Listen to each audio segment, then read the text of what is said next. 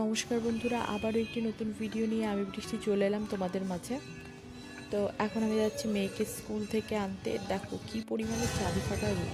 এখন বাজে 1:20 বাজে এখন।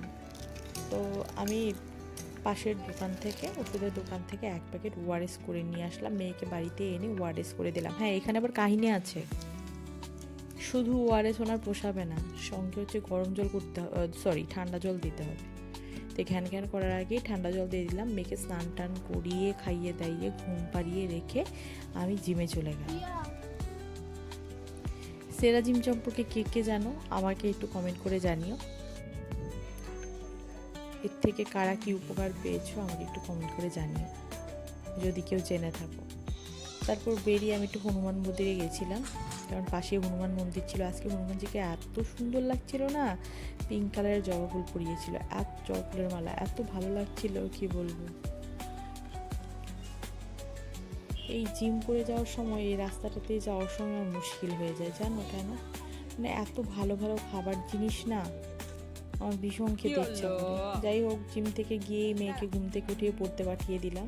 ও ঘ্যান ঘ্যান করছিল রোজকার কাহিনী, যাবে না যাবে না, পড়া চোর হয়েছে একদম। তো এসে একটু সবজি টবজি কেটে আমি ওর জন্য রেখেছি, তাড়াহুড়ো করে সবজি কেটে রেখে দিয়েছি, কারণ পরের দিন সকালে আমার রান্না বান্না করে তারপর হচ্ছে মেয়েকে স্কুলে দিয়ে আসতে হবে। তাই আমি সবজি টবজি আগে রাতে রান্না করতাম, এখন সব কেটে রাতের বেলা গুছিয়ে রেখে দিই। এটা হচ্ছে পরের দিনের সকাল, ভোরবেলা, ভোর 5টা। দেখো আমি রান্না বসিয়ে দিয়েছি। আর বলো না, গ্যাসের বার্নারে এত সমস্যা হচ্ছে না, মানে কতদিন তো বিকেলবেলা রান্না করেছি টের পাইনি, ফোন ছেড়ে দিয়ে বসে বসে রান্না করেছি।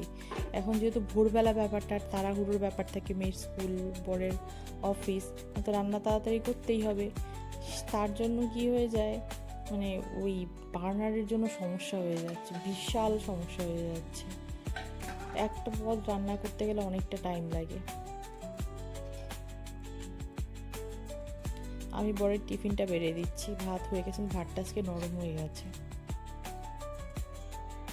আর সঙ্গে করেছি 5 তরকারি, মানে সবজিটা যেহেতু খাচ্ছি ডাক্তারের কথা মতো, সব রকমের সবজি দিয়ে 5 তরকারি। আর এটা সকালবেলা গরম জল দিয়ে খাওয়ার জন্য দুজন চিবিয়ে খাই। কারি পাতা, তারপর রসুন, কাঁচা হলুদ, আমলকি, এইগুলো মিশিয়ে তারপরে খাই। সত্যি কথা বলতে এগুলো খেয়ে আমি ভালো উপকার পেয়েছি। তারপর স্নান টান করে আমি ছাদে চলে গেলাম, জামা কাপড় মেলে ফেলেছি, অল্প কিছু জামা কাপড় ছিল। তাই সকাল সকাল আবার শুরু করেছি মহাদেবের মাথায় জল ঢালা। সকালবেলা উঠে শাশুড়ি মা হচ্ছে ঘরটা সুরে দেয় বলতে এই ঠাকুরের ঘরটা সুরে দেয়। আমি ফুল টুল তুলে গিয়ে তারপর মহাদেবের মাথায় জল ঢালি।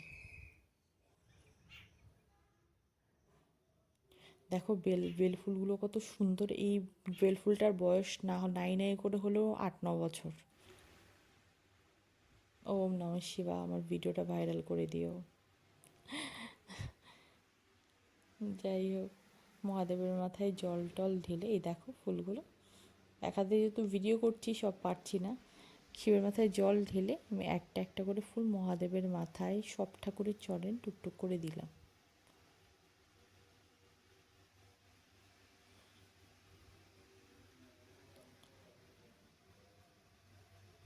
এটা হচ্ছে আমাদের লক্ষ্মী ঠাকুর। আর আমাদের বড় বিগ্রহ আছে, ওটা একজনের বাড়িতে আছে, যেহেতু আমার কাকা শ্বশুর মারা গেছিলো তখন রেখে আসা হয়েছিল, উনি আবার বৃন্দাবন চলে গেছে, আনা হচ্ছে না, তাই ছোটো বিগ্রহগুলোকে ফুল দিচ্ছি।